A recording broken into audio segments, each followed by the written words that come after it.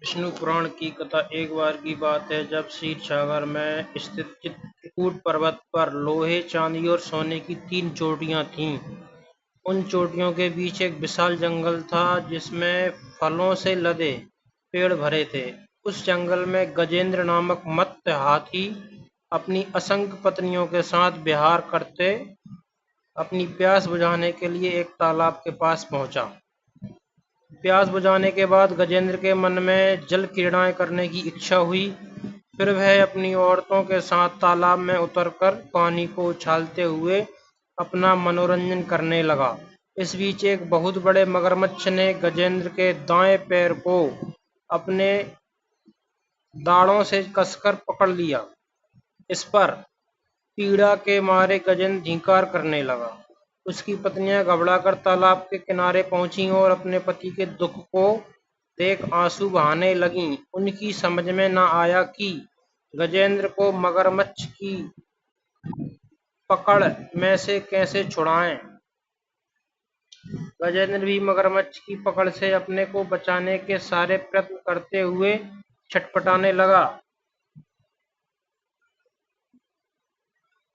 गजेंद्र अपने दांतों से मगरमच्छ पर वार कर देता और मगरमच्छ उछलकर हाथी के शरीर को अपने तेज नाखूनों से खरोंच लेता, जिससे खून की धाराएं निकल आती।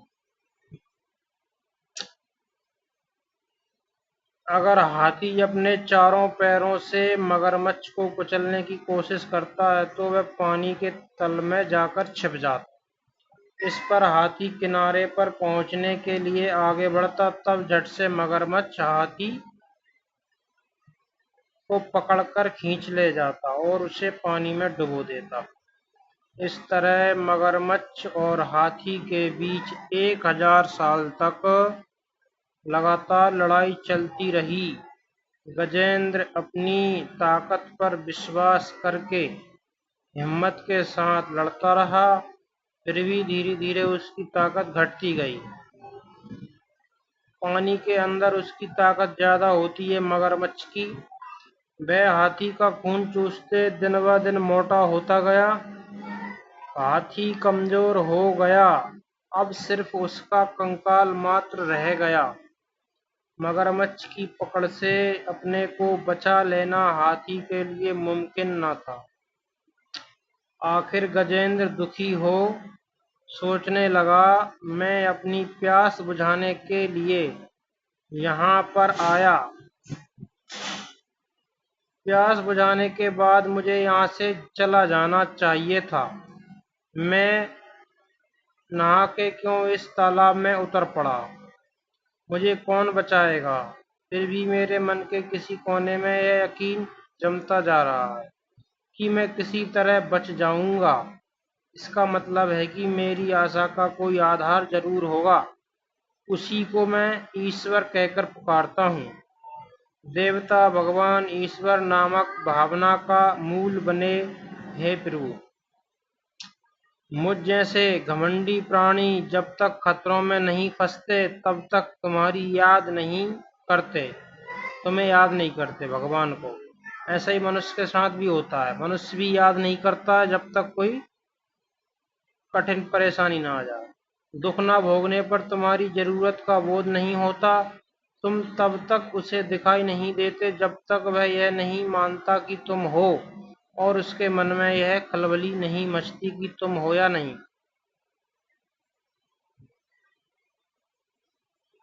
गजेंद्र ने जब ध्यान करना शुरू किया तभी मगरमच्छ के दाढ़ों के मसूड़ों में पीड़ा हुई। गजेंद्र हाथी ने भगवान का ध्यान करना शुरू किया। उसका कलेजा कांपने लगा। फिर भी वह रोष में आकर गजेंद्र के पैर को चबाने लगा। सब प्रकार के रूप धरने वाले, वाणी और मन से परे रहने वाले, हे ईश्वर, ऐसे अनाथों की रक्षा करने वाली जिम्मेदारी तुम्हारी ही है ना। मगरमच्छ को लगा कि उसकी ताकत जवाब देती जा रही है। उसका मुंह खुलता जा रहा है, उसका कंठ बंद होता जा रहा है। उधर हाथी की आंखें इस तरह बंद होने लगीं कि उसे अपने अस्तित्व का ही बोध न था। वह एकदम अचल खड़ा रह गया। उस हालात में विष्णु भगवान वहां आ पहुंचे। सारा आसमान उनके स्वरूप से भर उठा। गजेंद्र को लगा कि वह एक अत्यंत सूक्ष्म कण है। विष्णु ने अपना चक्र छोड़ दिया और बड़ी तेज गति के साथ विष्णु जी के चक्र ने आकर मगरमच्छ का सर काट डाला। दरअसल मगरमच्छ एक गंधर्व था। उसका नाम हुबूस था। प्राचीन काल में देवल नामक एक ऋषि पानी में खड़े होकर तपस्या कर रहे थे। तब मगरमच्छ की तरह पानी में छिपते हुए आकर गंधर्व ने उनका पैर पकड़ लिया। इस पर ऋषि ने उसे शाप दे डाला कि तुम मगरमच्छ की तरह इस पानी में पड़े रहो। अब विष्णु जी के चक्र के द्वारा उसका शाप खत्म हो गया। मगरमच्छ ने से छुटकारा पाने वाले गजेंद्र को तालाब से बाहर खींचकर विष्णु जी ने अपनी हथेली से उसके कुंभ स्थल को स्पर्श किया। उस स्पर्श की वजह से गजेंद्र अपनी खोई हुई ताकत पाने के साथ पूर्व जन्म का ज्ञान भी प्राप्त कर सका। गजेंद्र पिछले जन्म में इंद्रदुमन नामक एक विष्णु भक्त राजा थे। विष्णु के ध्यान में मग्न उस राजा ने एक बार ऋषि अगस्त्य के आगमन का ख्याल न किया। ऋषि ने क्रोध में आकर उसे शाप दिया कि तुम अगले जन्म में मत्स्य हाथी बनकर पैदा होगे। उसी दिन गजेंद्र के रूप में पैदा होकर उसने मुक्ति प्राप्त की। मुनियों ने सूत महर्षि से कहा, मुनिवर, गजेंद्र मोक्ष की कहानी हमें तो सिर्फ एक हाथी की जैसी मालूम नहीं होती, बल्कि सारे प्राणी कोटि से संबंधित मालूम होती। मतलब समस्त जो भी प्राणी हैं, जीव जंतु जानवर मनुष्य,